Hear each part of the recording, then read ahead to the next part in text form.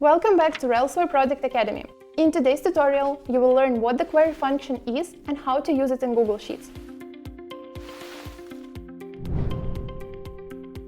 Query is the most flexible and powerful function in Google Sheets. While other functions are made to mostly perform individual tasks, query features 9 commands, aka clauses, that you could be using alone or in combination.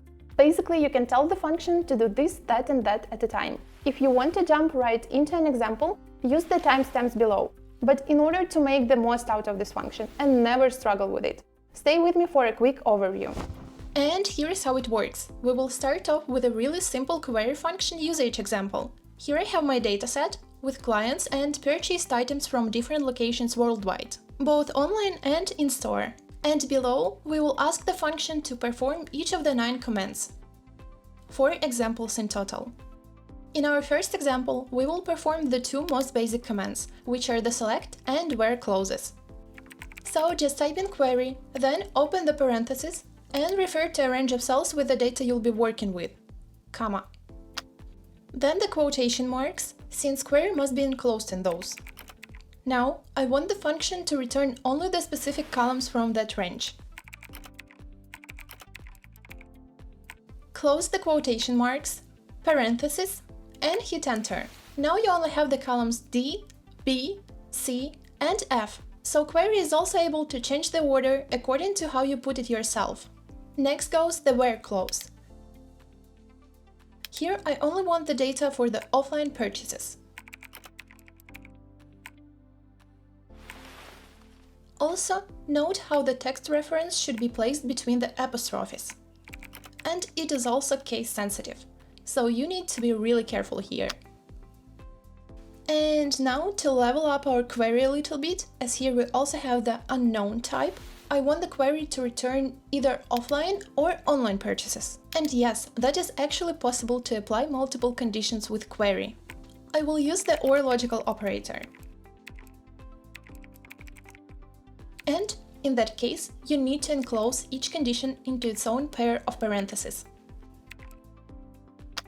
Well, as nothing has changed and I only have the offline data here, we need to look for a mistake. And remember that our text references are actually case sensitive.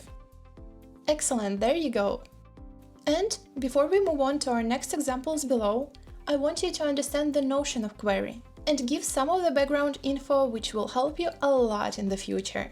First of all, remember, each of these 9 clauses is optional. You don't have to use all of them at a time, but you must respect the order in order for the function to work.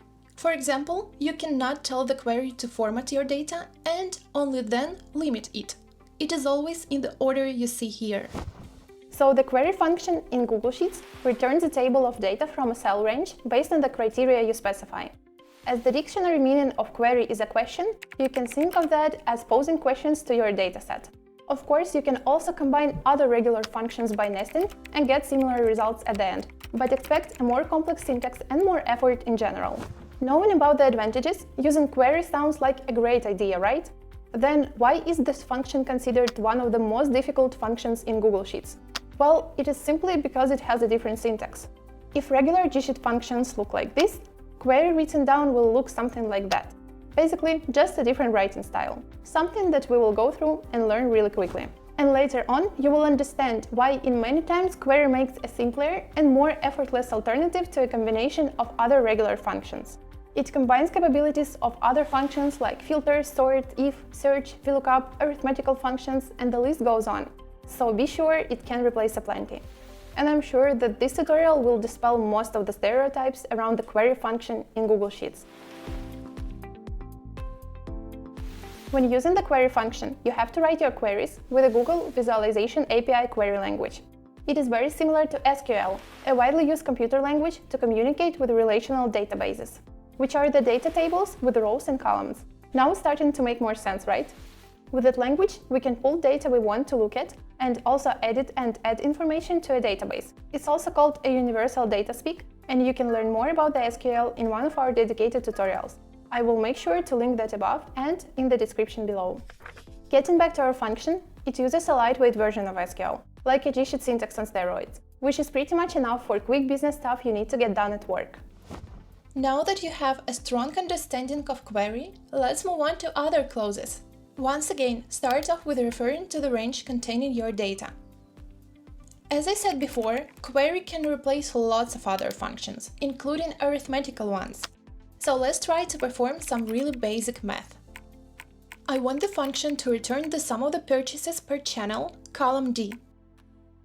But since our request is not really complete, we are getting an error here. In order to fix that, I'm applying the next group by clause. And it has to match the column we selected before, the column D. So here you have the total sales value per channel. And if you would like to see the additional breakdown of this data, let's say per each location, you want to apply the pivot clause. For the next example, let's quickly copy this formula and paste it over there. We will skip the limit and offset clauses as of right now. Just leave those for our last example. You can easily do so, because, as I said before, clauses are optional and you may not need all of those. Just make sure to respect the order and you'll be fine. This time, I'm telling the function to put the data from this new column in a descending order, from the highest purchases sum to the lowest. And then, using the label clause to rename, just give this column a name. Total sales in US dollars. Should you want to round up your numbers, it is possible with formatting. Query function is actually so powerful that with the help of its format clause, you can do so right inside of the function. I'm just typing 0.0, and the function will decrease the decimal places accordingly. And we can even go further and just get the whole numbers, aka integers.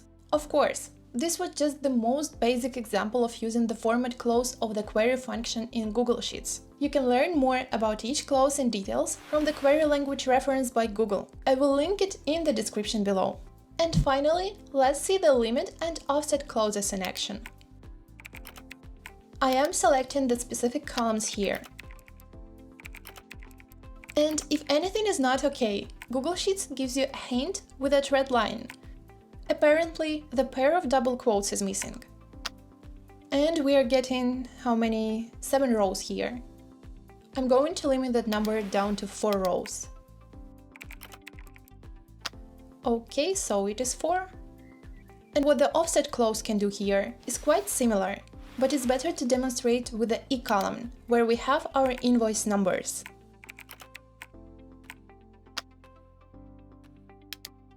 And here's how the numbers have changed with the offset applied.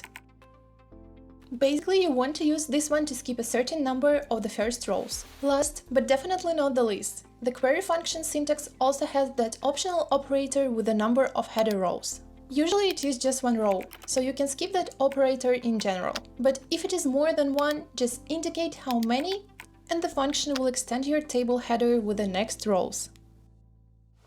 That is it for today. I hope that this tutorial helped you to finally understand the query function.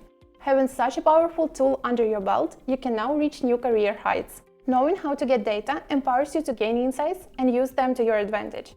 Make sure to press the like button and subscribe to Railsware Product Academy. And I will see you in our next video.